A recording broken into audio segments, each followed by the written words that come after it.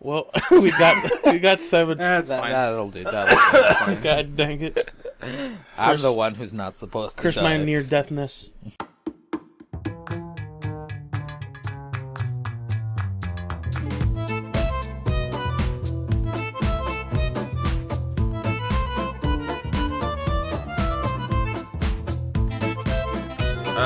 This is Leftovers. Quite literally, it feels like it. Leftovers episode 2. Episode 2. No. Yes. Yes. Oh, Because I don't remember. Oh, we didn't do one last week. We didn't do one. Not last week. No, last 2 weeks was, ago. Yeah, we didn't do one. No, 2 weeks ago we did one. Because this week was the Japan podcast. Last week we did Leftovers. And we didn't do the order too. The That's right. Yeah, it was very different. I forgot. So yeah. So yeah, I was away. Yep. Oh, hi Ben. That's Ben over Hi. there, and Capello who's already been talking. In case you didn't know his voice. Yep. Very distinct Alien, voice. disembodied mythical voice. Yeah. Distinct indeed. I constantly, every time, like, when I was doing editing and listening to my own goddamn voice so much, It's weird, huh? I just, like, God, I just don't like my voice. I feel like I don't have, like, the correct voice for radio. for radio. For radio. Right. I mean, I guess I had a problem with it just at the beginning. I did find it really weird to hear my own voice, but afterwards I got used to it because I mean you kind of don't have a choice. Well, I didn't have a choice, right? I still don't like my voice when I was trying to fix it, so that we could podcast in my room. I did not like my voice. I still don't like my voice. Constantly hearing it over and over again. Yeah. It sounds very different, like how you perceive it, and then how it sounds through a speaker. Yeah. It sounds very, very different. Capello. Yeah. So you guys did a podcast this past week, which was the episode 1 of Japanese Cuisine. Cool podcast, which I mentioned What to you. was its second title again? Todd? Dog licking rectum. Dog lick. Dog licking requiem. Yeah. That's Yep. A that's requiem another one. for a dog lick. It's welcome to the Dog Dick Express. Dog Dig Express. I'm sorry. Yes, This is Dog Dig episode Express. 1 of our anime-centric podcast. Yeah. You're gonna have to listen to the last 20 minutes again. last 40 minutes. I listened to the whole thing. It just, when it comes to anime, it comes through one ear and goes right out the other, unfortunately. Actually, it should be around the last 30 minutes to be exact. Something It was like funny. It was funny. Like, there were particular moments where, I laughed, and it was good. But yeah, so, Capello, since I've been technically editing this stuff and our previous endeavors for like a year, was this legitimately like your first experience using Audacity, like at that level, like for like an hour's worth of recording? It was like this is definitely like my first like both video and audio editing that I've done. Besides, like I used to take a video editing class in high school, Right. not high school, in middle school actually, which that went like. I did not care about that class at all, so everything went over my head from there. Like, I didn't learn jack shit in that class. But it was middle school, so like I didn't really care either way. But because I have a lot of Photoshop experience, I feel like it wasn't really difficult. No. And any, like not even time consuming. So earlier on the order, I had stated that it like most of my week was editing, but that's not technically true. Most of my So you week, lied to the audience. sort of. Like I was like fiddling around with it during the week, but I dedicated one day, Thursday, To finish to complete it, Right. like completely, right? And that didn't take me much at all, actually. Like I feel like I could do 3 or 4 in a day, you know, at least from like that amount of audio that I was doing. 45 minutes ish. Yeah. About it was if I remember, it was an hour. An hour and 7. And Something like that. Something like that. Yeah. But yeah, just the cleanup process was very simple. What I had trouble with was converting it into a video for YouTube. Yeah, the one little step. Right. So I very easily, like I said, I have Photoshop experience. So I did the title cards. Easy You peasy. know, I knocked them both out in like 10 minutes. Right. But when I was like, I had to fiddle around to fit the second picture into the entire. Yeah, to last the entire show, which, depending on what editor you're using, is either really simple or a little more complicated, but still not that bad. The problem that I had was I did 3 different projects. Mm-hmm. One in Windows Movie Maker. Oh, God. One with an app called Filmora. Yeah, I know. I'm aware. And the last one on Hit Film Express 4. Never heard of that. I looked it up, but it's one of the top rated video editors of 2016, and it's completely free. Okay. It's actually really good. Interesting. I really recommend it. Okay. But yeah, the first one, Windows Movie Maker, it was significant. It was sort of easy. Like once it's kind of middle of the road. Yeah, it's not too difficult once you. It's not feature heavy, but it gets it done. Yeah, the problem I had with Windows Movie Maker is that you cannot export it into an MP4 or a WAV file or anything. It has to be WAV. Unless... WMV, sorry. Yeah, unless you pay for it. Yeah. And that is, I had done the thing and it looked fine, you know, I put it's everything... a total boner killer, like, yes, yeah, it's like you're about to finish their whole project. You have to pay. Well, fuck. Well, shit. Right. You know? And after that, you know, I was like, well, I guess I better find a good free one, right? And I found one called Filmora. Yeah. And I really like the interface for Filmora. On mobile in particular, it's great. Yeah. Yeah. It's pretty good.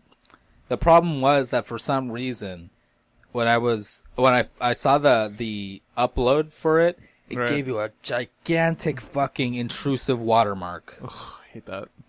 This big ass watermark. And there was no preview for it previously. It just happens. It just happens. Yeah. Which, surprise. To take out the watermark, you have to pay. You have to pay. Yeah, you have to pay. So, and that, which is a real shame because I really Filmora was like so intuitive and easy, right? Do you think that if they would have told you ahead, hey, there's a giant fucking watermark on this thing, you would have been okay with, like, at some point, perfect world where you're okay with paying it, would that have been okay? I would have been okay with paying for it because it's a good editor, right? For what I needed it for, it was perfect, yeah. Right? The problem was it didn't tell me that there was going to be a big ass watermark, and if it were like a tiny little unintrusive watermark, it would have been fine. You know, like whatever. Yeah, we're not uploading an Oscar award winning, right? You know, YouTube video. So like my problem was that it had a big ass watermark that I couldn't get rid of, so I was like, "Fuck!" Well, that's my second project, and so I looked up on YouTube like a top whatever filming, you know, or movie editor, and I came up with Hit Film Express 4, which not only is it free, and it actually is a really in-depth movie maker with like a ton of special effects and like lighting options and things like that, but it's also doesn't give you a watermark, and you can export it as whatever, you know, WAV file, MP4, whatever, right. You know, FLAC, what have you, and it's completely free, which I did that. I downloaded it. Took a little while. The thing is, I had a little problem with it, in which like the original file that I wanted to upload had like a minute of dark space at the end, and I couldn't get rid of it. Yeah. And I was like, well, fuck it. I'll just have to deal with it. But when I went to export it, I had to activate the thing, activate the client with an email, which isn't, you know, it's not a big deal. It's whatever. Yeah. But the problem came when Hit Film Express 4 crashed my OS. Oh, what? It crashed Windows 10. That's funny. It's funny. Yeah, at that point it was Thursday night and it was like 3 a.m. I was like, fuck this. I will deal with this tomorrow. You know, I have to wake up at 8 and to go to the doctors, and I have to, I'm just gonna take a fucking 4 hour nap and forget about this. So I turned off my computer I left it. That was me a couple times. That was me. We're like, man, just fucking do this tomorrow, man. Yeah. So like Friday, I in the morning after I came back from the doctors, I managed to do everything perfectly this time. Like no black space at the end. But I was a little frustrated with the project by then, so I rushed it a little bit. And there's like some minor things that I would change. Sure. But it was your first time editing, so it's like... Yeah, I mean, I get a little bit of slack, right? Yeah, you do, absolutely. So that one came out perfect, you know? Yeah. That's, like, other than some artistic tweaking. Sure. It came out fine, you know? The render came out fine. The processing gave me a little trouble because Time Warner has been having these weird internet outages. And like during the middle of rendering, it just stopped. It just stopped. Yeah, you know, and so that gave me a little bit of grief. But after that, everything came out fine. Cool. Yeah. I mean, it sounded really good, and I like the music selection and everything. Good choice, and yeah, I think it came out pretty good, man. Man, I was so nervous. I saved it 3 different times on that USB. Yeah, and you never know when you need a backup for that kind of thing, especially like. You know, you guys know, like, after recording an hour and a half and then just, like, losing it, it's like, God damn it. Yeah. But, well, I'm glad it wasn't it sounds like it was still a bit of an experience, but it wasn't like I can you do didn't it better. die. Yeah, I could do it better next time. Sure, there you go. Yeah, you could learn from your... Yeah. It's actually, like, the entire process would take me, like, maybe 6 hours to do everything. Yeah. And then like another 2 to upload it. So imagine those couple times where I did it where we're recording on separate PCs. Oh god, yeah. My god, that took forever. Ridiculous. Syncing that up was not the least of my problems, but yeah. I mean, luckily we had the super hidden tech of clapping. Yeah, it's very high tech. Not even Elon Musk would have thought of that. Clap tech. Well, I'm glad it came out good.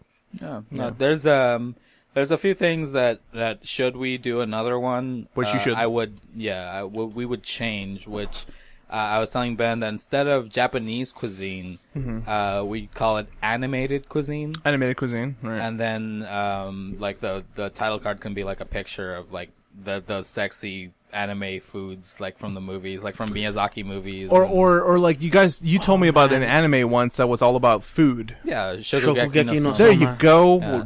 That. Yeah. There's Shokugeki no Soma, but you could also use the animations from Dragon's Crown when you make the food. Yeah. Oh my god! And there's the same company, but it's you're a samurai girl. You're a spirit of a shogun who possesses a girl. I forgot what it's called. Muramasa the Demon Blade. Okay. Also on Vita. Beautiful looking food. I remember that game. Beautifully drawn.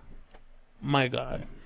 And I'd call it animated cuisine so that we could cover more broad. Yeah, because Japanese, you're anime. just kind of we're just gating saying yourself. This is an anime podcast. Yeah. When in reality, I would like to cover things like Over the Garden Wall, right? Which is great. Which we never got around to. I watched it though.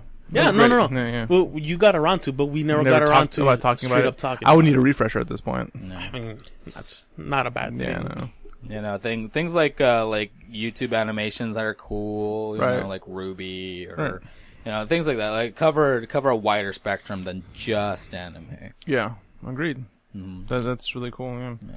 The last thing is also to remember the ending fade out, because like at the end of the podcast it just cuts off. Yeah.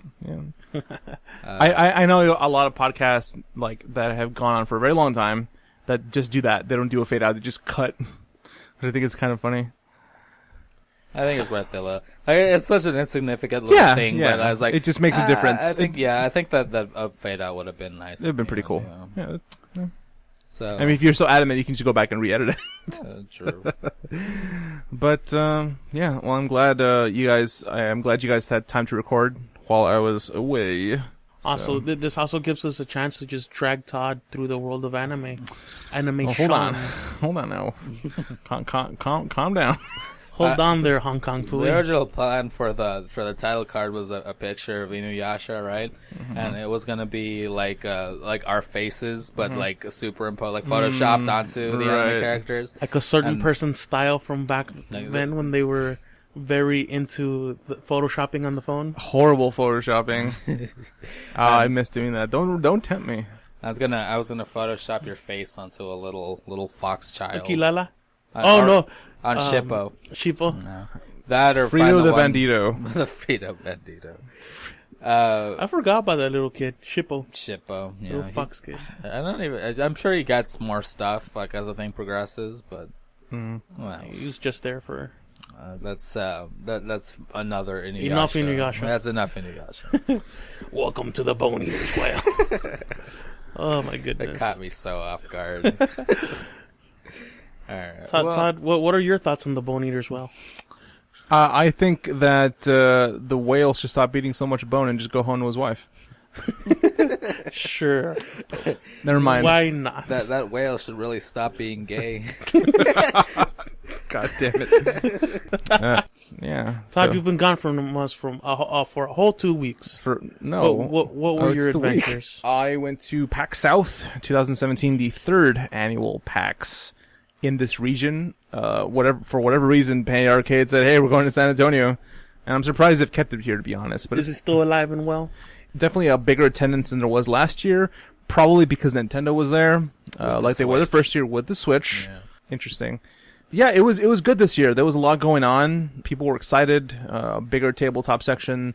They had a VR free play section where they had Oculus, Vive, PSVR. So the one thing I didn't get to try, which I was like, if we get into it, that'd be cool. But if not, that's fine, because they only had 15 tickets per day, which was, Capcom was there. They had Street Fighter V, but they also had a Resident Evil, puzzle room. Oh, really? Yeah, what do you call it? They're called puzzle rooms, they're right? called puzzle rooms. And it was like, they literally had the mansion set up right in the middle of the convention center. Oh man, And it was cool. super cool, but this is the thing. What I found out from another fellow attendee is that even though you got tickets, like, it was so limited, you still had to pay to get in there. Really? Oh, Yeah, So the separate. ticket was like you get to pay to get it. To Basically. And so I'm like, I mean, I paid $80 for the badge to get in here. enter. How much were they charging? I don't remember. He didn't tell me. Okay. But he said he thought it was fine for him. So maybe it was probably less than $30. I can't imagine they charge you that much. Yeah. That's kind of ridiculous.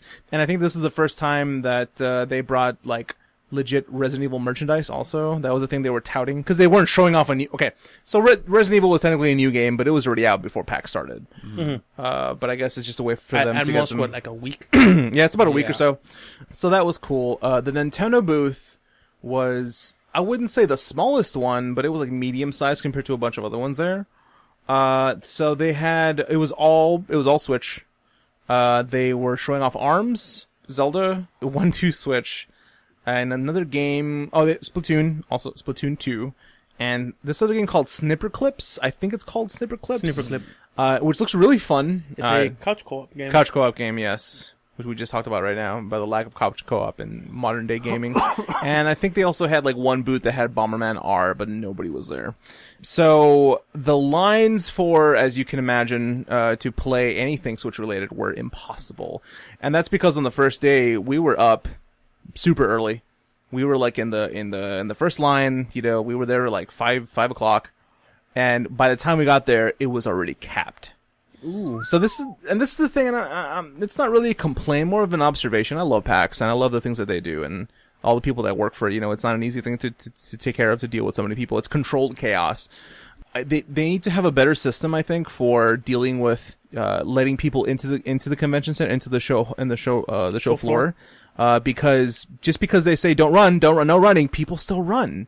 Of course. And there's like nothing you can do about it. It's like It's they like- need to do something about It's that. like the lifeguard at your pool going don't run. Don't do that. Don't Yeah, run near yeah. the pool.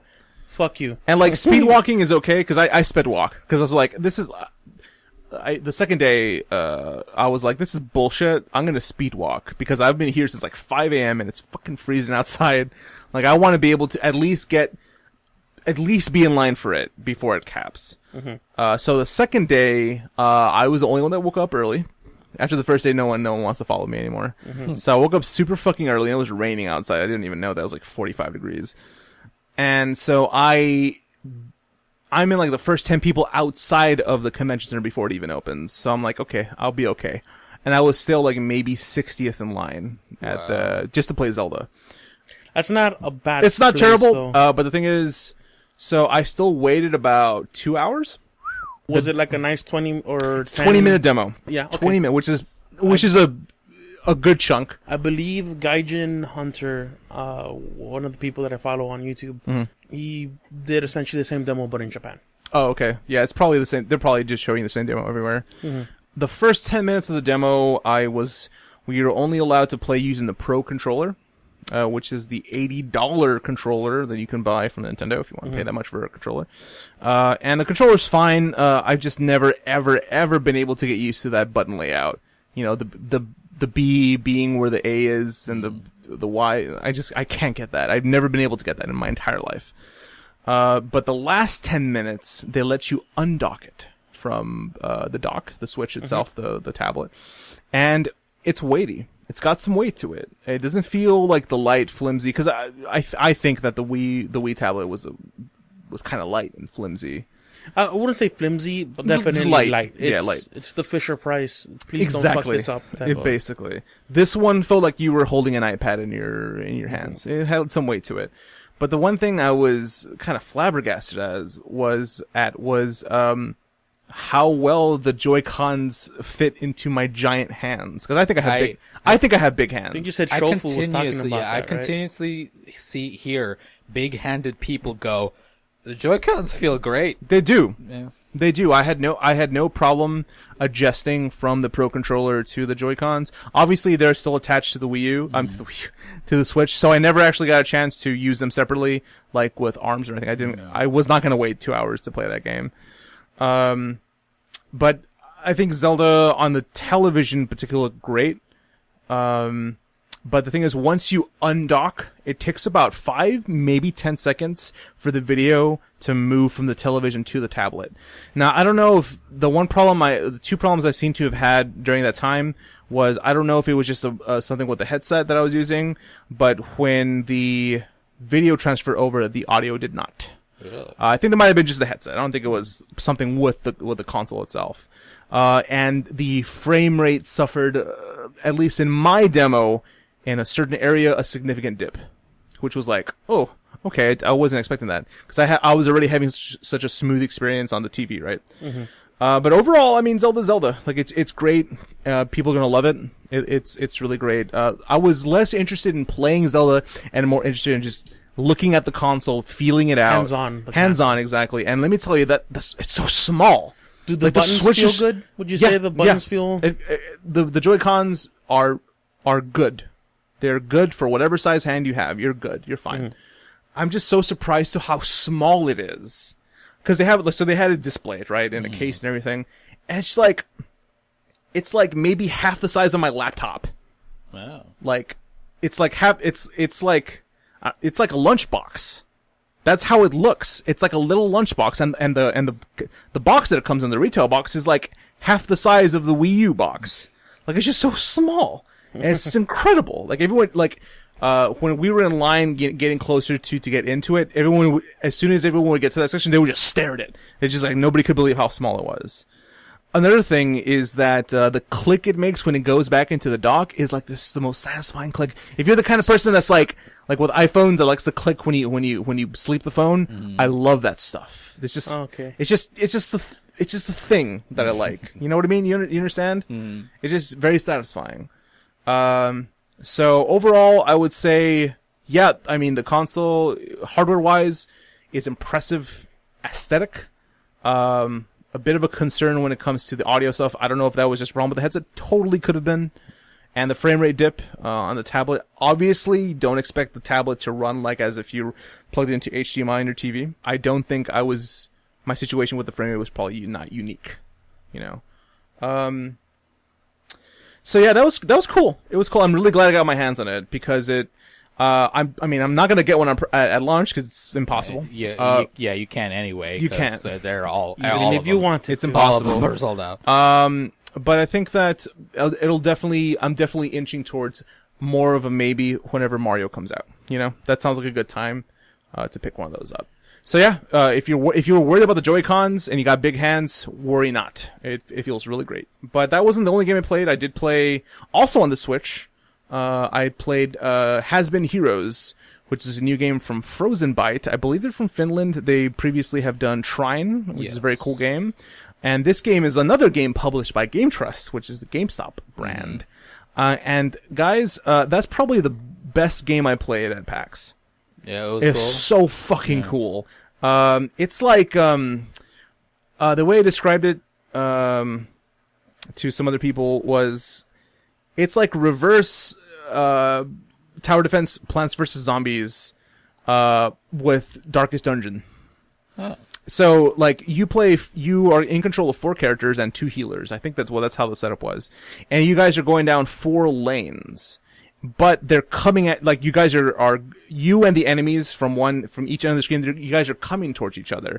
So, it's like Darkest Dungeon in the sense that, you go back and forth between turns and powers, but you're getting closer and closer and closer to each other. So you have that moment where if you're close enough and they're like you didn't think quick enough about what spell or what action you wanted to use, you have like a quick slash button, and it's just there's such a variety and the art style's really cool.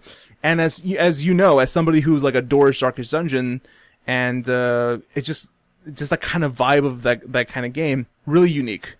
I found it to be the most compelling game and the most I was just like on the tip of my toes because you're not like at a standstill. You're moving towards the enemy while you're trying to figure out what spells, where to heal, or you can also change lanes with another character just in case they're like low on health and their lane is like clean. Change them out. Like there's a lot of strategy involved. The only problem I had again is that because I was playing on the Switch, I kept forgetting the button placement and I fucked it up like a couple times, but it was so cool. And I was like, man, this is surprisingly good. Cause I had been seeing the previews at the store a couple times and it's like, it's a Darkest Dungeon clone and Darkest Dungeon's the best. I was like, hey, they've got some stuff going for it. Yeah, it's its own thing. Going on. Super cool. I'd highly recommend it if you like Darkest Dungeon or tower defense games. If you like Plants vs. Zombies or something, I can't think of any more hardcore stuff from that, but yeah, it's pretty cool. Yeah. It's awesome. I also played a bit of this game the shirt I have, Rising Storm Vietnam. It's a first person shooter. It's okay. I also played the What Remains of Edith Finch, which is the game from Giant Sparrow, the guys who made Unfinished Swans. How much of her? Not very much. Not very much. I would say it's kind of like Gone Home meets Lemony Snicket's A Series of Unfortunate Events meets Alice in Wonderland. It's so weird, really cool aesthetic, really eerie, toy box eerie, if that even makes sense, I thought it was really neat. Very, very cool game. Don't know when that's going to come out, but if you like Unfinished Swan, then expect something, not similar, but expect that kind of like weirdness, that kind of oddity to it. Also played Atlas Reactor, which is a game that's been out for a little bit. It's kind of like XCOM meets, of course it's like XCOM, Todd, yes. It's like XCOM meets Overwatch.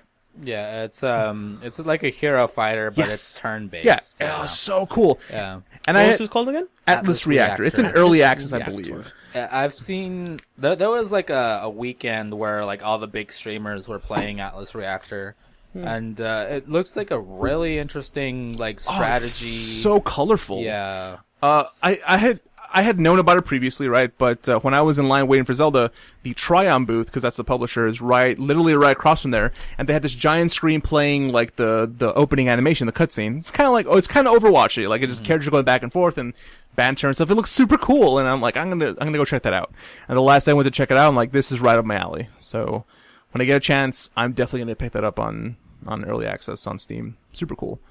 I'm trying to remember what else I played. So they had a booth for Rime. Which I didn't get to play because it was Captive Day. I didn't know there was such a hype for that game. It's because it's Zelda puzzles, the game. Yeah, basically.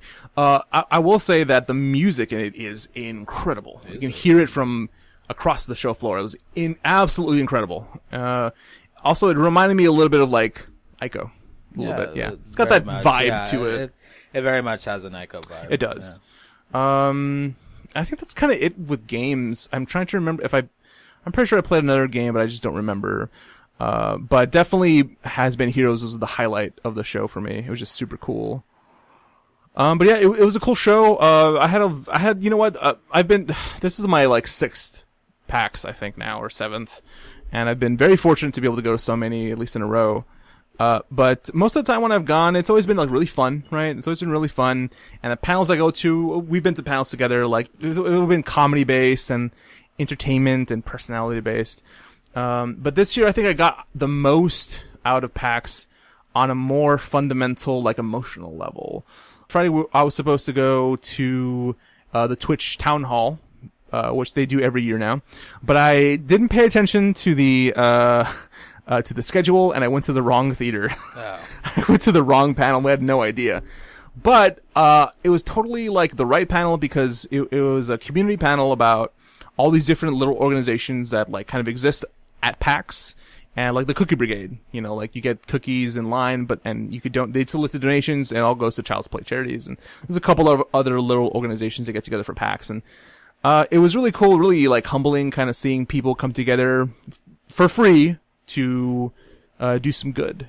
And as somebody who has participated in Extra Life and stuff like that, it's really cool to see like all that come together and how it happens. So that was really cool. And the Saturday night, I went to a panel or a movie showing called Surviving Indie, which also it's like 6 stories. It's a documentary of 6 stories from 6 indie developers, kind of like going through their day-to-day life, dealing with life, and then making their video game on the side.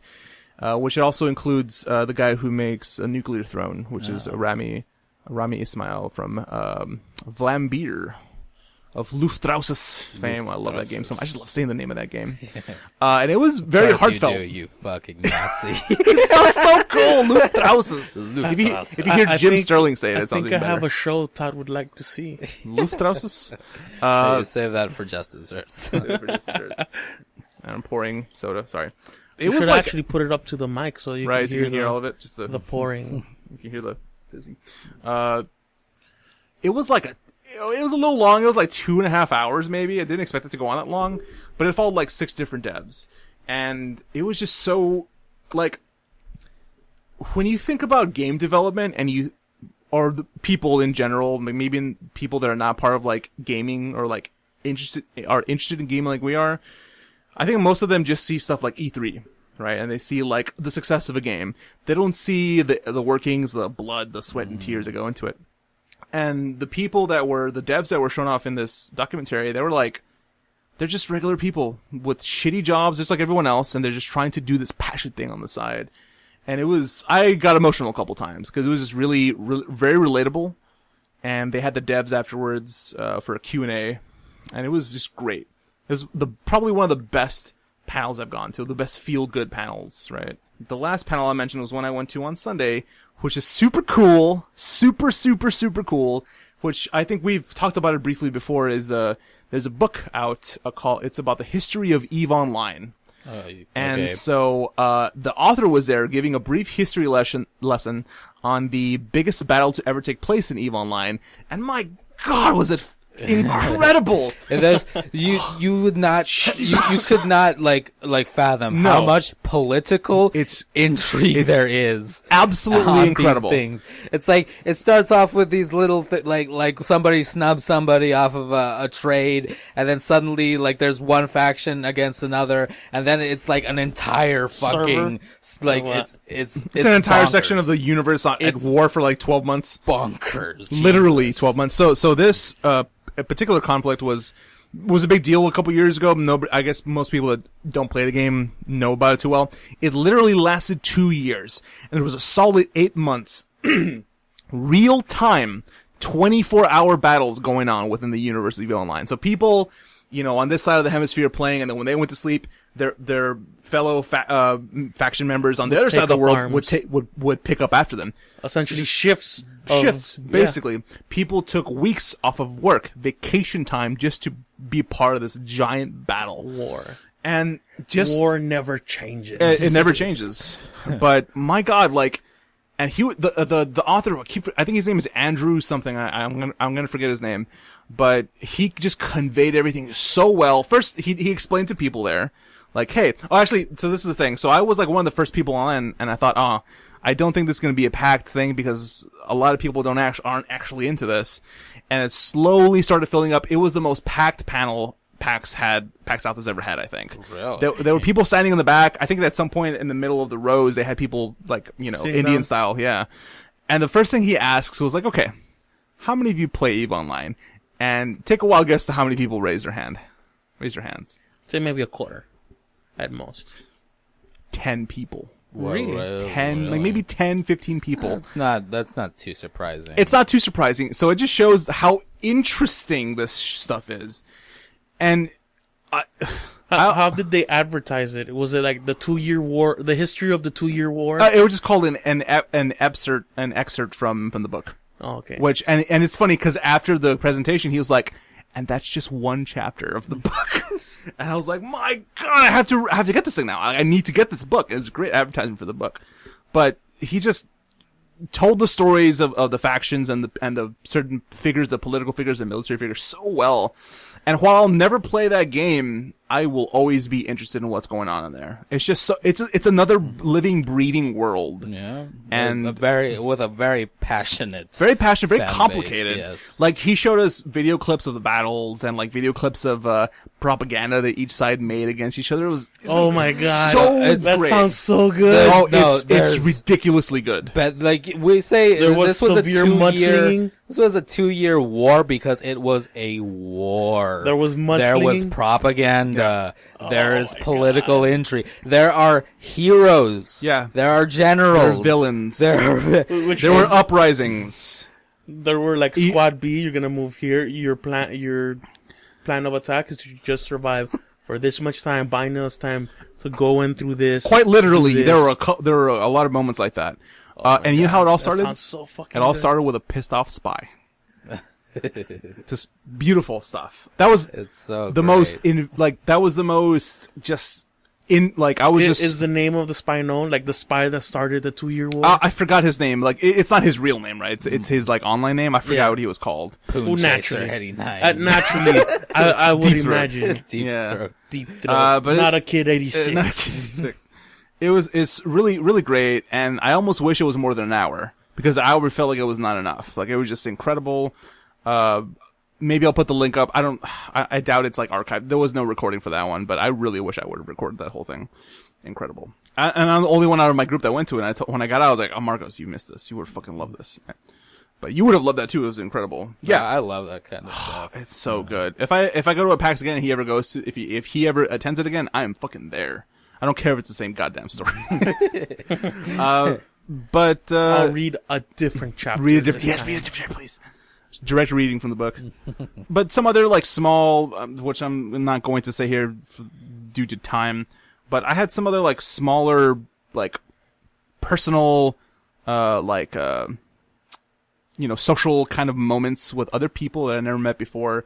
That really kind of, I've always said that PAX for me has always been not just an escape, but a way to connect to other people who are kind of in the same like situations or same boat. You know, we have the same interests, obviously, but this year was definitely that for me, more so than ever. And it was really great to have those experiences. And maybe I'll tell them to you sometime later, but it's just too much to talk to you about here. But probably the second best PAX I've ever gone to. Yeah, literally just because of the people, nothing to do with the games. So great experience, and yeah, good stuff. So, were the usual suspects there? Was there like a Gearbox place or? No Gearbox this year. Oh, really? They're still licking their wounds from Battleborn. I think they're still looking to win some Battleborn, yes. I think that aside from them, the usual were there. Yeah, a lot of indie stuff. I mean, as you know, like there's rarely AAA people there, with an exception this year. Oh, Capcom has been there all 3 years. Yeah. Give them credit for that. Nintendo was there the first year. They weren't there last year, and they were here this year, obviously. Which I think I had mentioned before. This is the only convention that they had to show off the system before it comes out. So it makes perfect sense for them to be there. Also, 1-2 Switch is ridiculous. It's ridiculous. It was very clear that people were just like having a laugh, but it's like, and you'll never play it again. Yeah. It just looks bad. Should have been. It's a gimmick. It's a gimmick. gimmicky game. It should have been. It should have been packed in. It should have been packed in. But yeah, it was cool, and I finally got a goddamn headset stand for my fucking Astros. Oh man, Did you get it? You got it at the Astro. I got it because it was on a discount. Okay. It was a discount. I actually saw a pair of headphone holders by Linus Tech Tips, and they clip onto the side of the desk. yeah, Yeah. or you could drill it into the bottom of Yeah. the desk and just Have it in there. Yeah, yeah, they it look looks super so cool. good. I just wanted the official one. Yeah. Because online it's like $35 and then shipping. I got it for like $24. It's not too bad. No, not mine. Oh, and I got a longer cord too for the because the one that comes with it is a little short. Cost me $5. Regular price like $10. Not bad. And that's kind of all. Oh, I think what else did I got? I think that's it. Yeah, I think that's it. Yeah, I didn't buy a lot. I didn't have a lot of money, so that's kind of it. Yeah, good convention. Great convention. That's cool. Yeah. Maybe next year. Oh, so the one thing I'll say is that I ran into one of those moments that I had. I ran into an enforcer leaving the hotel to go back to the convention center, and they told me that. So there was rumors about PAX not being here next year. It is going to be here next year. Okay. So, gentlemen, maybe it's a chance for you to go for your first time. Maybe it's a chance. I should fucking. You should. It's criminal that you don't. Every year It's so you guys close say, to you. "Hey, dude, we're gonna go to PAX." I so- always go, "Damn, that sounds so cool." Ben, it's so close to you, and it's fairly affordable compared to going to Seattle. Yeah. And we could all probably get together and get a room on the cheap. The thing is, I still have to pack money for my cousin's wedding. That's out of That's state. right. That's right. That's this. Oh, but remember, this is next year. This is For like next PAX. within. Oh, I know. It's a couple months. I think so. I'm just saying, like, PAX is next year. I know. So, I should make an. I Make an really attempt. do. Make an I attempt. really do want to Yeah, go to. please. a- That'd be great. I would love for us to event. go together. That'd be great. Yeah, we should next year, if we're capable, we should make NPC party shirts. Oh, that'd be Oh, cool. hell Just yeah. go around Yeah. an NPC party. And then Yeah. overdose at a Brazilian steakhouse. No, I just I can just imagine Ben like someone say, "Hey, what's the NPC party?" and Ben just smacks him in the face. and then I do the. Hey, thanks Let's for coming. switch away from here. That's terrible. Oh, that's the best. Let's switch out of here. I want there to be like a Kotaku post, like "Beware the man who is slapping people." back. Oh Slap my man. god, that's great. What's super funny is that I probably like because I told my story on the leftovers about how like I just can't find the courage to go up to people, you know. And so I imagine like every year that I would go to PAX, I would just see Jeff Robinson towering over me and just be like, no, I need to go. Yeah. Oh, I need to go the I opposite way. especially kicked myself. I think it was the year before this one. Mm-hmm. The guys that I follow a lot, the super best friends, they were actually at PAX South. Yeah, And I was like, first year. Yo Video Games was at PAX South. for this year? I think Simmons was there. I This think year? last year, the super best friends were there. Yeah. And I was like, damn it. And so many people, like, I think, Mother's Basement had also visited, and like, just so many people. and, this year, at least for me in particular, I think there was only like Jesse Cox was there. Yeah, he's always at PAX. Jesse Cox was there. Yeah, he is always at PAX. I was hoping like Dodger and Sam Strippin and like Octopimp would be there so they can get together for another panel. They did a panel last year together, and I was hoping that would happen. They didn't do that this year. There was only one streamer that I remember that I used to follow. His name's Ellaheim, and he does Ark Survival, that dinosaur game stuff now. He's gonna be at almost every PAX South because he lives in this area. Yeah. He also does role play with JP. Oh, does he? Yes. Okay, so he's big now. Yeah. Okay. Those are the only people I recognize. Oh, we didn't run into him. He's there every year, but like when we went to the food trucks on Friday night, we ran into Angry Joe and the other really? Joe, and I think I had ran into him last year. Again, I'm not a fan of his stuff necessarily. I'm not really into his stuff, but like I know who he is, right? And so this year we got to where the food trucks are, a couple streets down. Really good stuff there. And it gets super loud, and then I hear him like yell, and I'm like, oh, that's Angry Joe. That's great. Oh, and other Joe was like fucking smashed. He was talking shit to some dude. I'm like, oh, good lord. Oh God. Yeah, that's great. I think that they live here in Texas. Do they? I think they live like in Dallas or something. So you'll probably see them I there would every be year. surprised. There are actually quite a few big streamers that are Yeah. Northern Texan. Northern Texan, yeah. ners. So we should definitely make an effort. You guys should definitely make an effort. We should all make an effort to go next year. That way I can also, because I know you will go with me every morning in line. You will do it. I will definitely. Good. We'll get some coffee. Yeah. We'll wait in line at like 3 midnight. And I don't need to sleep, man. I don't need to sleep either. I remember on Sunday. So for the Sunday morning, these guys were trying to get me to stay in because they wanted me to have brunch with them. And it's like, nah, man. I didn't come here to fucking sleep. I came here to PAX. I'm here for the PAX. I'm here for the PAX. So this is what they did. This is what these fucking people did. These people, you're not even naming them. So Sam and Marcos. Also, I had no idea Marcos was going to be there. Mm-hmm. Sam deceived me into thinking, because he told me we were going to pick someone up that he met on Smite that needed a ride downtown. So I totally believe that because he spends like half of his lifetime on Smite. And then Marcos shows up. And I thought that was funny. Oh, that's amazing. Yeah, he came out of nowhere. So on Sunday, they were making plans behind my back to get me to stay in. So I thought, okay, they'll probably take my badge or like lock the room somehow or close me in my room.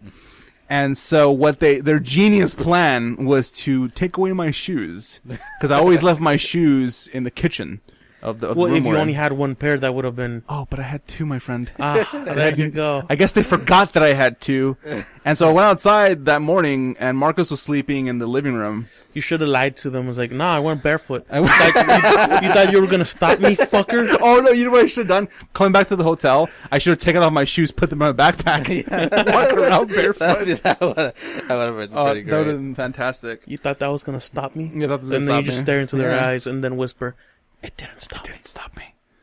That's so good. Yeah, so damn good. I was great because, like, I was looking for my shoes at first, and I looked over at the bed. I'm like, okay, what's fine. I got my other shoes, get the fuck out of there. 5 a.m. You can't stop me. It's never gonna stop. Like, I like to be there for it. That's what I'm there for. I want to be there for it, even if it's just in line with the fellow PAX goers. So. If it weren't for Mike and Mando not not waking up the first PAX that we got. You were there. We were there together the first morning. Yeah, though. the first morning we were there at the same time. Yeah, you know. But the second morning they dropped slept off till 11, and I was like, oh well, fuck. Oh, that sucks. Yeah. So if it weren't for that, like I probably would have gotten a Twitch bag every fucking day. Right. Yeah. You know. It was very good PAX, and maybe next year, maybe we can all go together. That'd be great. So. I'll try to stay away from caffeine for a little bit. That way, that whole weekend, I'll just mainline coffee. Oh my god, it was so great, dude. I had such a coffee overdose all 3 days. It was incredible. You know what, though? I'm going to say this real quick. You know what the best investment, you know what's the best thing I invested in before I left? New soles. For my shoes. Right, Okay. yeah, you got Good, those good inserts. lord. By Saturday night, my feet would have been just like, ugh, Sunday's going to be a drag. I was fine. Came back, I was fine. I came back home the Monday and I got on the treadmill. Like I was just fine. Mm-hmm. I was like, man, that was the best money I've ever spent in my fucking life. Yeah, gel insoles are worth it. They're totally worth it. God, yes. So, okay, yeah, It's not bad. That was good. Yeah, it's pretty good. The only thing that I would sort of be annoying going back to PAX is that now the Cox and Crendor panels, like you have to be there like 3 hours before they open because they will like fill the damn auditorium. Yeah. I think I was passing by the theater when their panel was about to start. It was packed. I couldn't even move in that area. You had to detour. Yeah, but PAX is fun. PAX is great. Yeah. I just wish, and I understand why a lot of bigger publishers don't come to PAX South, because at the beginning of the year, you'll probably never see Sony proper because they have PlayStation Experience a month before. They're not going to shell out money for another one so close. But I just wish more bigger third party devs would come. That'd be cool. But at the same for better swag bags. They need to improve on that. But overall, this is the closest you'll get to like a big gaming convention here, this close to us. So, none to complain about there. That's So pretty they're good. at PAX. Did they say anything about PAX Unplugged? So they did. It was during the Gabe Town and Hall? Tycho. Oh, No, it was okay. like the guys who made PAX. They always have The a guys pan- that make the drums. The Yes. Penny Arcade people. the Penny Arcade people. They have a panel every Friday, and so they talked about it there. I don't know a lot of the details. What do you mean, no? Don't you give me that condescending fucking look? You wouldn't have gotten it if you weren't flailing around like a fucking idiot, pretending to smack a taiko drum. Oh, that's what you mean. Oh my goodness! I'm sorry, No, Todd. it's fine. I cut you the No, fuck it's off. fine. I've been talking enough. So I know they did talk about it. The one enforcer that I ran into did tell me that, yeah, like it was going to be a little smaller scale than the usual packs because it's just going to be Just tabletop. it should be tabletop, but they told me that they were going to put a lot of kind of thrust into it because they want it to be a thing. And it's like, hey, that's great because a lot of tabletop happens, and I'm pretty sure people that go to PAX exclusively and don't necessarily go to like a Gen Con or something like that would love this. And it's in Philadelphia. It's literally just DJ Wheat trying to pimp out roleplay as Basically, much as possible. they should just call it the roleplay The convention. roleplay convention. As you know, like fucking Adam Coble and JP McDaniel and like all of them, they're gonna be there. Yeah, of course, that's the mecca for that. Yeah. It's cool. Now the only thing is the way I look at it, it's like, man, now there's South, Prime, East, Australia, PAX Dev Days, and then that. And then Unplugged. That's like It God, covers so much. The entire year is covered. Basically. Yeah. And then you wonder if publishers also want to do E3, Tokyo Game Show, Paris Games Week. Like, there's just so much.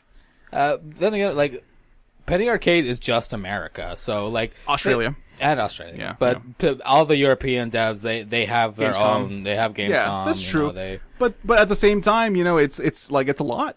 yeah, it is quite a bit. It is a lot. I even saw people complaining on Twitter like, oh, it's just so much packs. It's like, well, there's never enough packs. There's no such thing as too much packs. But I think from the like people who work for packs perspective, it's like it must be a bit of a drain to Also, the do fact that Gearbox wasn't there is considering that they're in concerning. Texas. Yeah, I don't think it's a concern if you think about it. Like they're hard at work on Borderlands. Yeah, And but at the they'll same be there next year. Just watch. Yeah, probably. It's probably just because like they don't have anything. No, and they're. You I know? don't. I think they're done beating the dead horse. Of Yeah, Battleborn. You can't. I'm force sorry. that on. There's nothing you can do about that now. It sucks though. Yeah. Yeah. It's just like they're like because Texas is in such a weird place for game development. Because obviously PAX East is going to cannibalize all of the devs that are like in Florida and Louisiana. Meanwhile, like all the PAX. PAX East is gonna PAX West. I mean, PAX West is where it cannibalizes all happens because so many devs and publishers are in California and Seattle, Portland. I mean, Microsoft and Nintendo are based in Seattle. Yeah, it's of course, So that's gonna be their main thing. Exactly. But like, I'm sure the Midwest and especially Texas has its fair share of developers. Yeah, you got id here. Yeah, we do have id here. Mm-hmm. I feel like the reason why PAX South is maybe the weakest one is because we don't have as many as say as other parts of the East, country. Yeah, that, and it's also at a weird time of the year at the beginning when no one has stuff ready for the beginning of the year. Everyone's preparing right now. Publishers are preparing for E3. Mm-hmm. It takes months to prepare for that. Yeah. So the last thing they're thinking about is a fan convention, regardless of it being PAX or something small. And thankfully, like you do get like big items. Like this year's, they have the Switch there. So to be fair, it's coming out Yeah. late early spring, late winter. There's room for it to grow, and I think it will because the convention center there is growing, and I don't think they're going to move it from that convention center.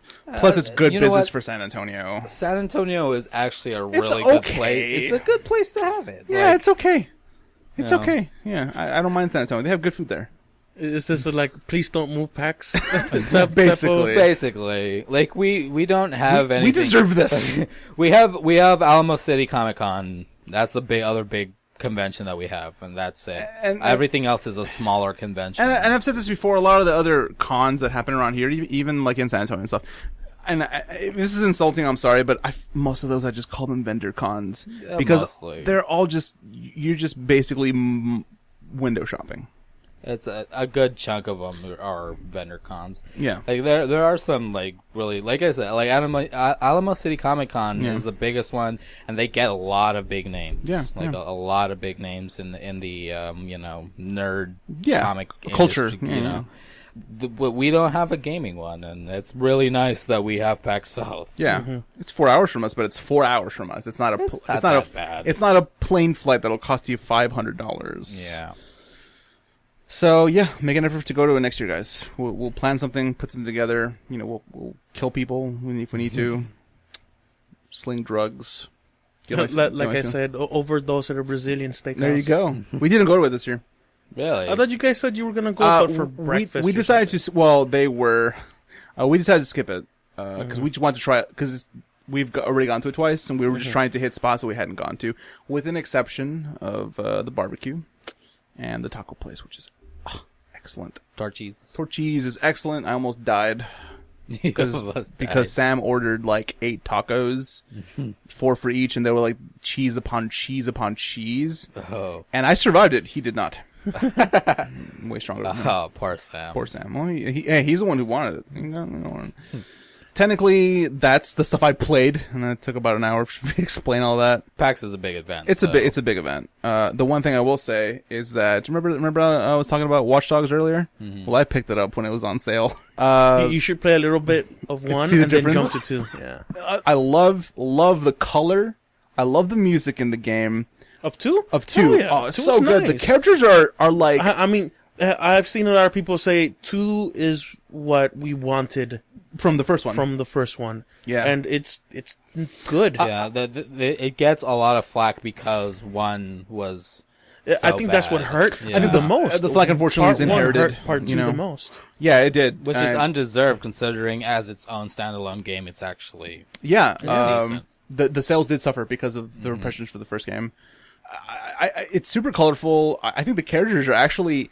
When I first saw the dude wrench with the mask thing on, I thought this is the most. I hate this fucking emoji guy. Man. Yeah, but I have to say the cast has grown on me. Like, have you finished it? No, I'm nowhere near finishing. I've been really busy this week.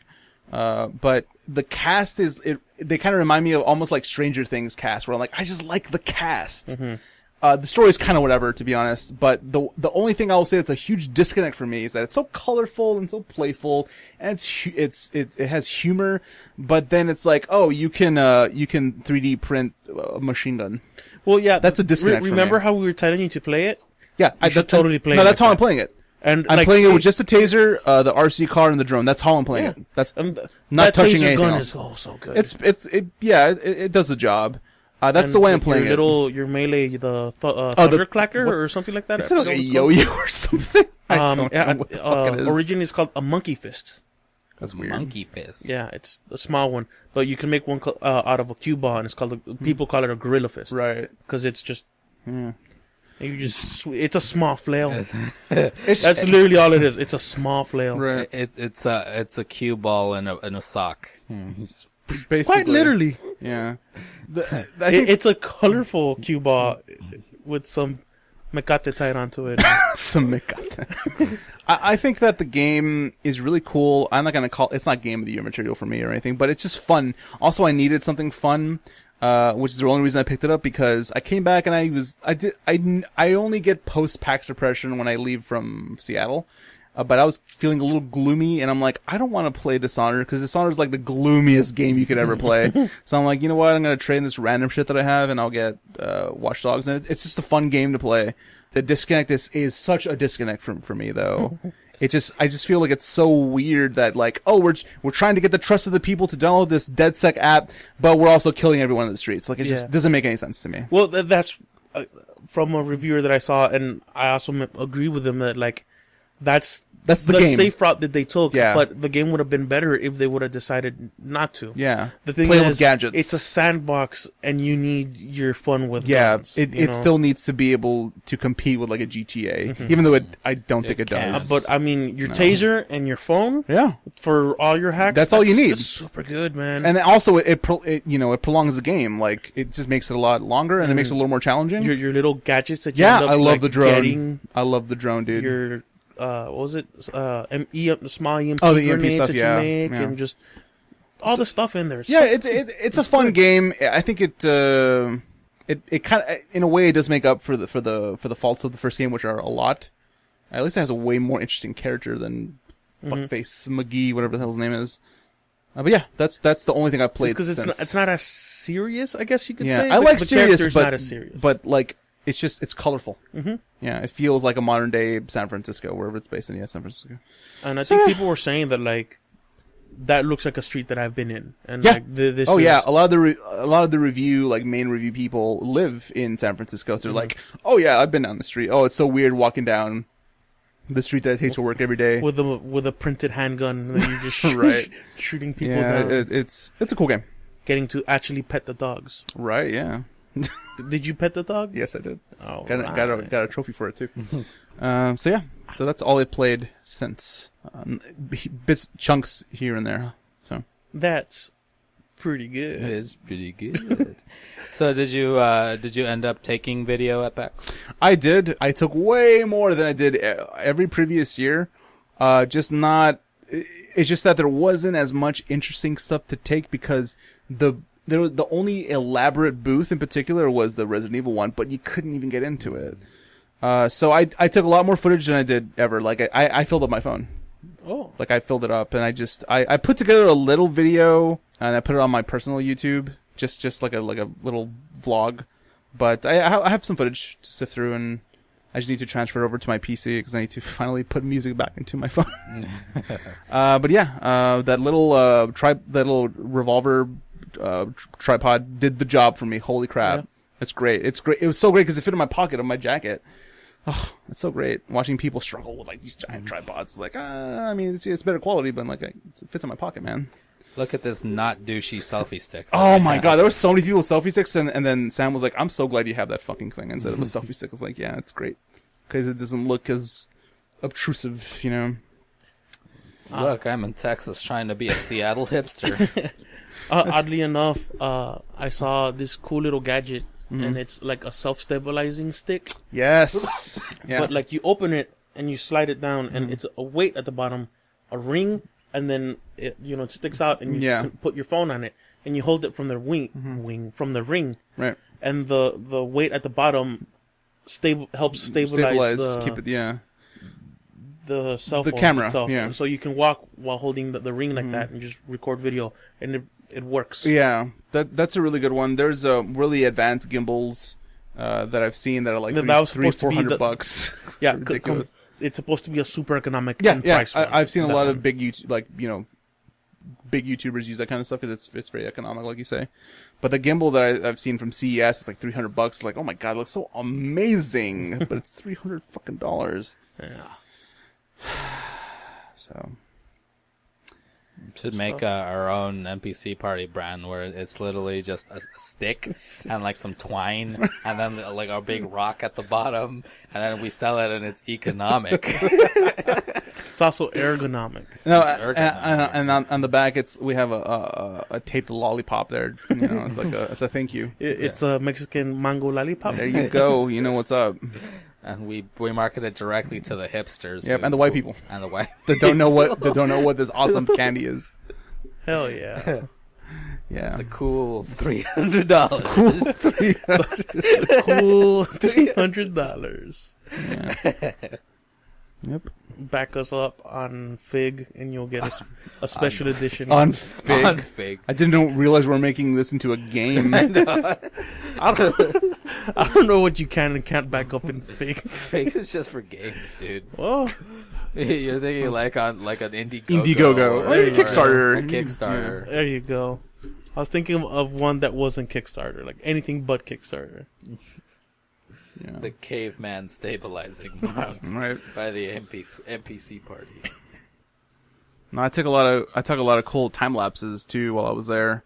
I've honed my time lapse skills. Ooh. Oh, it's so cool doing those things. It's awesome. I took one of us eating at the barbecue shop where it's like 3 minutes long, but no. It's like 20 minutes long, but it's condensed at a 32 times speed into like 40 seconds. It's so cool. I didn't notice it until I was editing. It's on my Instagram. And at some point, we're all eating, and then Marcos, he just like looks at the camera like this for like 20 seconds, and then it ends. I'm like, piece of shit. It was really well done. That's so good. That's good. I'll show it to you I in a little love bit. it. Talked enough. Ben, Resident Evil. How's that going? Well, I just started it. Yeah, I want to play it exclusively on the VR. Yeah, it sounds And like it's I the way got to go. sick. You played it for 15 minutes. So you got and sick wanted to because throw you were up. scared, or because it just doesn't agree with you? I got sick because The movement. the movement messed Right. with me. I didn't even get into any scary part yet. Like, I don't want to explain what I've done in the game because you haven't seen it. Capello knows what I'm talking about, and I already explained it to him. But you start out and you're in a very wide open place, right? Right. And it looks okay, but it's not. The game isn't supposed to be you outside, right? Right. You do what you got to do. You get yourself into the house. The house. The house looks amazing. Right. The thing is, that's what got me sick. And it's Okay. that you're staring down a hallway, right? Mhm. And that's okay. You can hold yourself in like that. Right. And your character has a flashlight and whatnot because it's a dark hallway. Mhm. And the moment you turn, you've got a wall so close to you, and the light from okay. the flashlight is so bright that it kind of blinds you. And then you look away because you don't. That felt weird. Yeah. But you're in a house. You're gonna be near walls and things like that. Yeah. And that's what got me sick. And this is the thing. I'm pretty sure the walls are going to be at least your problems if you keep going. Well, yeah. In terms of like the things you'll see But in there. like you get to look up and you see the inner workings and pieces of the Apparently house it's very and everything. detailed. It looks beautiful. It looks Yeah. so good. But again, like I want to give it a shot, but try it in small intervals to see if maybe I could get over it. I wonder if there's been people that have played the entire game in VR like in one sitting or something. Not one I sitting. think that would probably be bad for your health. Maximilian in 3 days beat the game, all VR. Also, he started the hardest difficulty run that is out right now in VR. No, Oh, No, jeez. that's- outside of VR. Yeah, he's doing that one outside of VR. But yeah, Max had to take 40-minute breaks. Or not 40-minute breaks, but every 40 minutes he would every stop. 30 to 40 minutes he would have to take a break. and Because like the it- first session was 6 hours. Jeez. Second session was another 6 hours.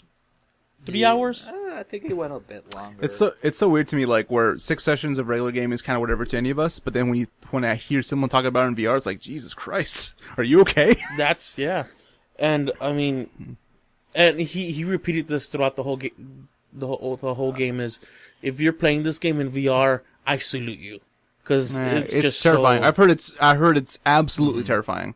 And it's exactly what horror fans have been wanting and waiting for. I already saw Dine freak out, almost fall off the chair, type of freak out, and I'm like, Oh yes, man, this game is doing its job. I really wanna play it. according to Max, it is one of the most unique and greatest gaming experiences that he has ever done. That's Oh, incredible. and it's also his most favorite Resident Evil aside from 4. No, after 4. High it's praise. his favorite. That's high praise. It's To be fair, the standards had dropped significantly. yeah. I mean, you still got, your remaster of the first one, and like those are supposed to be really good. Those are good. Those are good. Like he's saying, like Remake- this is the true return to horror. This This is what Resident Evil should have been a while back. yeah. Yeah. and it's apparently like if you have the chance to play it in VR, that should be your first playthrough. Like if you have the chance to do that, like Right. that, because it is a according Such to a him, unique experience. yeah, it is a life-changing experience. I can imagine. I've heard something similar from different people that I follow. You know how like whenever we were playing the little VR games, and we're like, yeah, this is VR. No.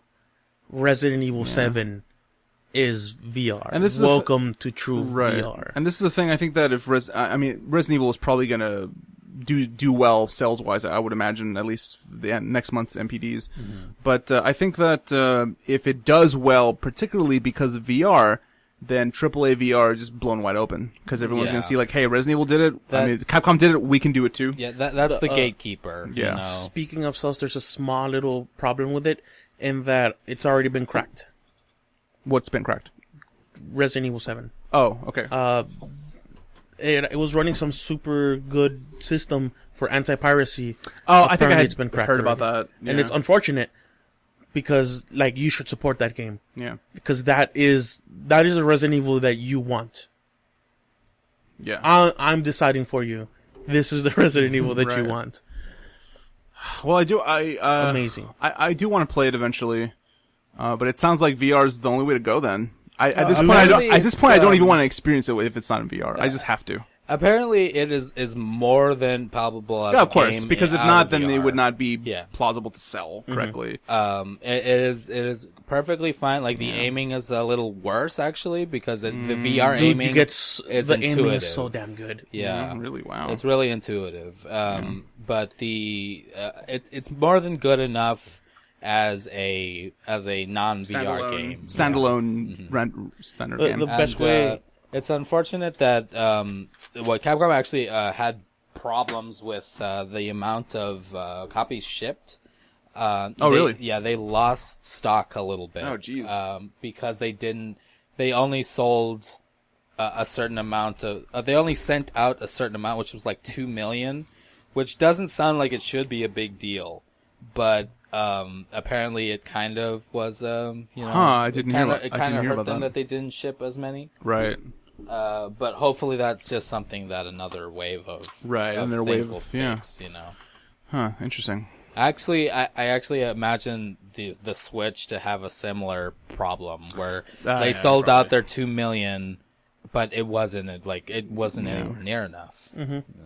I'm glad that the first big game of the year is successful. That's what I always like to hear. Yeah. Because bad starts to the years kind of get me down and I'm like, oh, what if the next game sucks? You know, Yeah. so I'm glad it's good. So It hopefully is- that continues because I want It's Horizon so to be good. Also, there was some the week after it launched, there was a $10 DLC for it, which people were right. a little bit up in arms about. because Capcom it was- is notorious for Yeah. this kind of stuff. I for forgot. Capcom versus Tekken versus Street Fighter, Mm-hmm. in particular. But it doesn't look like this was the case. Mm-hmm. It was just that directly after the game went gold, they were already working on this DLC. Right, like, right. They weren't working on it alongside of it. yeah. You know, it wasn't. but they were able to finish it but, very quickly. Yeah, they were able to finish it. Oh, they're relatively quick little quickly. things. I think the first one was called Nightmare. Yes, The Nightmare VHS, I think they called it. Mm-hmm. And then there's a second one, and then there there's was the Bedroom. Something Must Die. Yeah, it's a Nightmare, which is it's almost a time trial one, which was Max said was fun. Survive the Night. And then there's a Bedroom one, which is like a puzzle.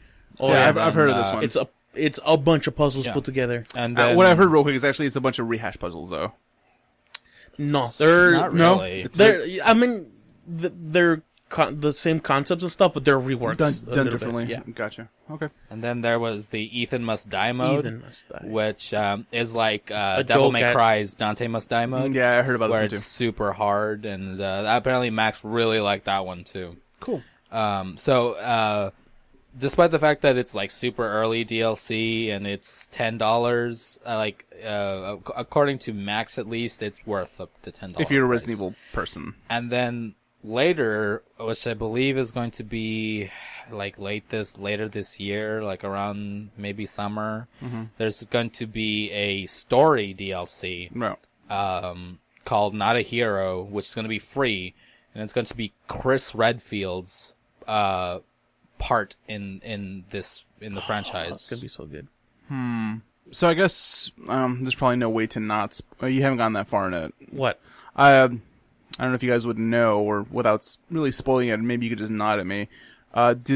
Is there any connection to previous Resident Evils? Yes. Yes. There Oh is. man. Because it's the world of Resident Evil. Oh, I know, but I was In hoping fact- this was a hard reboot. In a world a, where it's China sort got of- blown the fuck up in 6. Right. Like, they don't mention that at all, but maybe it's just like because the bakers don't really care about that. But like there's I mean, in the middle of Louisiana, I would assume not. probably not, but there's like at the very beginning of the game, Right. you could almost swear that it wasn't Resident Evil. And then you step through a door, and then suddenly it is Resident Evil. Yeah. Okay. Oh man, I'm sorry, but when a group of Let's Players were playing it, they said, "Look at this Resident Evil ass fucking door," and then they did it and they walked through and was like, "Oh, Look at this Resident Evil ass Resident look at Evil. this Resident Evil ass fucking room. Right. We're in there. This is Resident Evil." It's so blatant after like that one point that you look at a picture, and it's a picture that says Arcalay Mountains 19 something. Right. And okay. so it's like, okay, Yeah, it's this Resident is Evil. Resident Evil. And it's not to say that, like, for me, it's the kind of thing where I was very okay with, like, a hard reboot, because I'm ready to just wipe the slate clean with all those characters. Like, I would have loved to have seen a complete reboot. And it still seems in a lot of ways it delivers that, because it's an isolated experience. It definitely does. And I'll tell you right now, there is one instance where it basically, like, it gives you that throwback Right. to at the end, and that's it. You Gotcha. get one small instance. Snippet. Yep. Gotcha.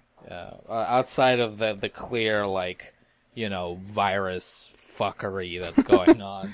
Yeah. But that's just Resident Evil, right? Yeah, of course. Also, there aren't any zombies. So That's totally okay. yeah. That's There's totally okay. I'm another okay with wipe that. the slate clean thing. Okay. There are like enemies, right? Sure, I but they're understand not zombies. But from what I understand, the main enemies are the Baker family themselves. Yes, Correct. yeah. Okay. Cool. And boy, Yeah, I've heard some things. boy, oh boy, oh boy. Yeah, it's, I can't wait to play it at some point. But yeah, I'm glad that it's good. I'm glad. I'm very glad. I need to drag you into my. You don't have to more drag me. places. You don't have to drag me. I'll go willingly to my death. Capello, you Yes. played anything this week? I'm still mulling over playing Dark Souls. Oh, that's 'Cause, right. Yeah, forgot. I totally like when I play a game, that's gonna be it, right? Right. Like I wanna hop into Dark Souls, but I just like I haven't really like dedicated myself to it Yeah, yet. Like you haven't fully committed to it. I haven't fully committed to it yet. So, other than editing the podcast this week, I did my usual living games vicariously thing. Mm-hmm. Yeah, not much. I don't really think I played anything. Right.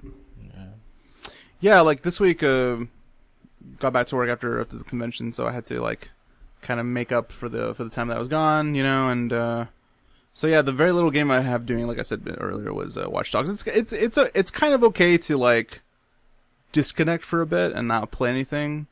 Because while I definitely at times see PAX as that, I mean, I'm still around games. Like, I'm still playing games. Sure, it's not like a 6-hour binge of something, but I'm playing them still.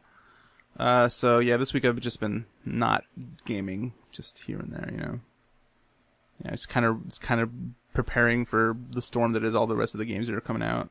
There are a lot of them. Yeah, I'm just uber excited about Horizon. Yeah, and so far the pre-review stuff has been excellent. A lot of people are saying the gameplay is amazing, the world's amazing. It's that the narrative is kind of but that's like, well, a lot of games are kind of with a narrative. But yeah, we'll see. Yeah. We can't all be Dishonored. We can't all be Dishonored, which is excellent, fucking excellent. Love it to death. My goodness. Cool. Well, I'm glad we caught up. Next time hopefully next time I come back from a PAX, we'll be coming back from a PAX, and we can talk about it like that. It's so weird talking We'll about have the PAX blowout. the podcast. PAX blowout podcast. No, it'd be cool to take this shit with us and just record in the hotel room. Holy shit! That actually wouldn't be a bad idea. Nope, it would not. There will be not a wink of sleep. Basically, I will not be editing while I'm there. Fuck that. But recording. Come back a zombie, fall asleep. So on Sunday when I came back, because on Sunday they didn't go with me at all. They went to do other stuff, so I was only at the convention. I came back and Marcos was sick. He got the PAX plague. He got it real good, and that's because that night I had been like on and off. Like I had some wine, some mead. I had mead for the first time. Oh, like, did you? I'm jelly, actually. Oh my god, I'm the meat so is jelly. amazing. The meat is amazing. But yeah, he was sick, and I was like, oh man, I'm probably gonna feel it tomorrow. Did not feel it. There Did you go. you get yourself some airborne or like what you? No, nothing. Nothing. No. Also because I was hydrated. Made sure I stayed hydrated. Always washing my hands and use hand sanitizer. It was also his first time going to a convention like this, and every time a good portion of people for the first time going always get sick afterwards. But he got it instantly. Wow. Yeah, and he had a 10-hour flight back. I saw some pictures from PAX South, and the Team Skull Brigade was there. Yeah, I saw them a million times. And, yeah. So, real quick, I'll say that there wasn't a lot of cosplay. It's weird. There wasn't as much as there was the year prior. I know, like, because there was a big league tournament the first year that we went. Like, there were a lot of league cosplayers. Yeah, that's true. Yeah. Yeah. But not for This year was tame compared to other years. right. Yeah. Yeah, there's. I feel like PAX isn't really a cosplaying. Not really. convention. Well, I mean, it's not like a but- big cosplay mecca. Yeah. Not like, I think local cons and Yeah, like Comic-Con, that's what they're there for.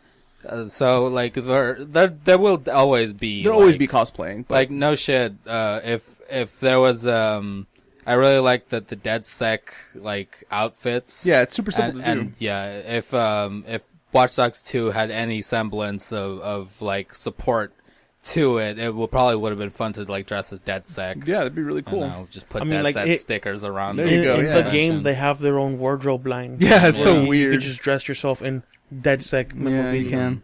That's the most hipster ass game I've ever played when it comes to that stuff. There's a bunch of fun little things that you Yeah, can do. it's cool. I did see quite a few cosplays. Probably the most impressive to me, 3 of them in particular. One was a Warhammer 40k one. Oh my god, There's some great fucking incredible. Like great it's power immense. armors. Yeah, it's one of those. Yeah. There's one man in particular who actually goes to the Corpus Christi one, like around there, like those are around that area. So probably it might have been him because I only know one person around here that does it. Right. He went with a Mechanicus of Mars power armor, and oh my god, that looked fucking incredible, I imagine. great. Yeah, this one looked just outstanding. Like nothing else kind of compared to it. There was a really good Alice with a hobby horse. If you guys are familiar with the hobby horses, they're like this. It's like a giant hammer that's like a horse from the Alice Manager Turns game. I love that stuff. And my favorite one has to be there was an Emily Caldwin from obviously Dishonored. But there was also someone playing her mother who her name is Empress Jessamine. From the first game, and it was like holy man, it's just their costumes were fucking great. And I wish, like, I'm not the kind of person, I'm not because I'm shy, I'm just not the kind of person that'll go up and say, hey, let me take a picture of you. But I wish I could have, because those would look fantastic. Yeah. But yeah, good stuff. Yeah, there was it when I went to RealmsCon in Corpus a couple of years ago. There was some great, like including somebody with the Warhammer 40k armor. There was also someone dressed as Thanos. And That's got to be that was a wow. good Thanos. Like I bet. like the jaw moved when he talks, and like he like really like gigantic fucking suit and Right. like imposing Thanos, and it looked great. Yeah. There's some fantastic cosplayers here. Yeah, in Texas. absolutely. There's a lot. It makes me more and more every year I want to do it. Just got to put the time and the effort and the resources into it. I would like to do it. Something simple maybe to start with, but yeah, cool Your stuff. first one will be Dan Hibiki. Oh yeah. No, We should go as a my first one would be group of super something. simple. I've been joking with Capello for the longest time that we should go as Gascoigne. Gascoigne. But like I dress up His as blood. I dress up as regular Gascoigne, and then And I go does as the Beast form. Gascoigne, Okay, yeah. just covered in Like, gray fur. No, watch. Like you have a thing where like you go into the bathroom and then you come out. Hell yeah! Just come out screaming and swinging at me. Swinging You know what? at people. I want to do a McCree. Of McCree. Yeah, I want to do it. I want to do You McCree. should go as Rastafari and McCree. Russ. And instead of it's high noon, you go it's 4:20. All right. Oh, that sounds funny. Let's call it here, guys. We'll see you next time. Adios. Goodbye. See you later.